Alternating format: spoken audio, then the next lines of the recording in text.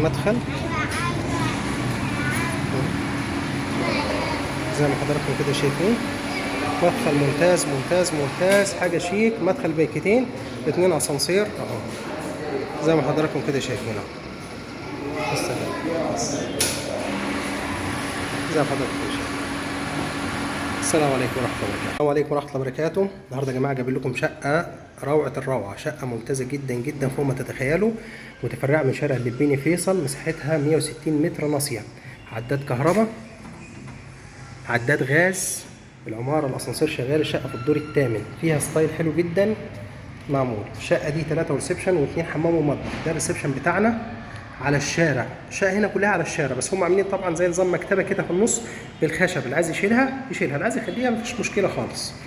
هنا ده الحمام الخاص بالريسبشن اهو، الحمام الخاص بالريسبشن، التشطيب بتاعه زي ما حضراتكم كده شايفين حاجه كويسه. الخزان السخان حاطينه لوحده فوق اهو، عاملين له ستايل كده يبقى لوحده فيه، بحيث ان هو ما يضايقش اي حاجه خالص زي ما حضراتكم كده شايفين. وده الريسبشن موجود عندنا.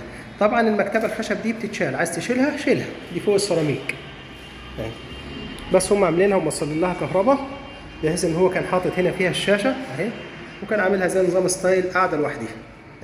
وكل ده لسه في بيت نور انت هركبها بقى لان هي اتحرقت.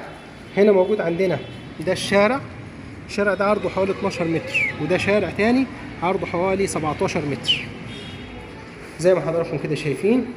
طبعا هو هنا عمل تعديل شويه. ايه التعديل اللي عمله؟ فتح اوضه تاني عملها قدام المطبخ، لكن ليها ستايل كويس. لو انا قاعد وقفلت كده بحته الخصوصيه، لغيت باقي الشقه بالكامل. يعني لو انا قفلت الجزء ده اهو، لغيت باب الشقه بالكامل، باقي الشقه بالكامل. لو احنا دخلنا من هنا وعايزين نرجع الاوضه الثالثه هنرجعها مفيش مشكله.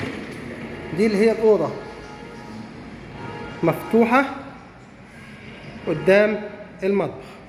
طيب لو انا عايز اقفل الاوضه دي، ادي الطرقه بتاعتنا اهي، الكاميرا بتاعتها اهي، يا دوبك هتقفل من هنا ويبقى تخش من الجزء ده كده ونخش كده، بتبقى الاوضه بتاعتنا موجوده هنا على الشارع.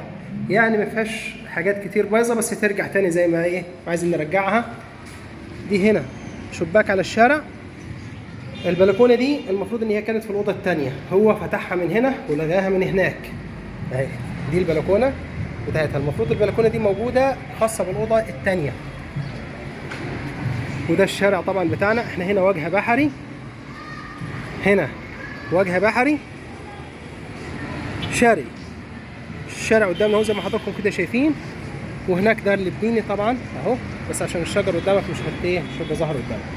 ودي البلكونه بتاعتنا. نرجع تاني، طبعا هو حط البلكونه هنا عشان دي تبقى زي نظام صاله تاني مع المطبخ الامريكاني اهو. ده المطبخ بتاعنا الامريكاني. طبعا ادي الجزء بتاع الطرقه لو احنا هنرجعها زي ما كانت اهي. ده الجزء بتاع الطرقه لو انت هترجع زي ما كان. هنا المطبخ بيطلع له مستوى تاني زي ما حضراتكم كده شايفين اهو. مطبخ متقفل فيه حاجات كتيره. ده مكان البوتاجاز، ده الغاز الطبيعي. مطبخ امريكاني على الصاله اللي هي مفتوحه من الريسبشن. هنا دي اول اوضه موجوده عندنا.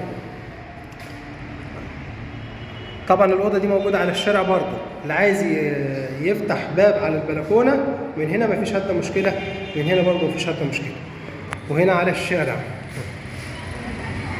الشقه دي مساحتها حوالي 160 متر، ويمكن اكتر كمان من 160 متر. هنا دي الاوضه الثالثه موجوده برضه عندنا على الشارع، بس للاسف ما فيهاش اضاءه. اوضه كبيره جدا برضو موجوده عندنا على الشارع، والشباك احنا كمان مش عارفين نفتحه. هنا ده الحمام الرئيسي زي ما حضراتكم كده شايفين. ستايل الحمام بانيو كابينه شاور زي ما حضراتكم كده شايفين. طبعا عشان الشقه مقفوله من فتره فمبهدله شويه، لكن هي مسافه تاخد مسح تتظبط تبقى حاجه كويسه خالص خالص. الشقه دي مساحتها 160 متر ناصيه، 3 وريسبشن و2 حمام ومطبخ، عداد كهرباء وعداد غاز. المية شغالة. الشقة دي مطلوب فيها نهائي 880 كاش ترابيزة. السعر بتاعها النهائي 880 كاش ترابيزة. السلام عليكم ورحمة الله وبركاته.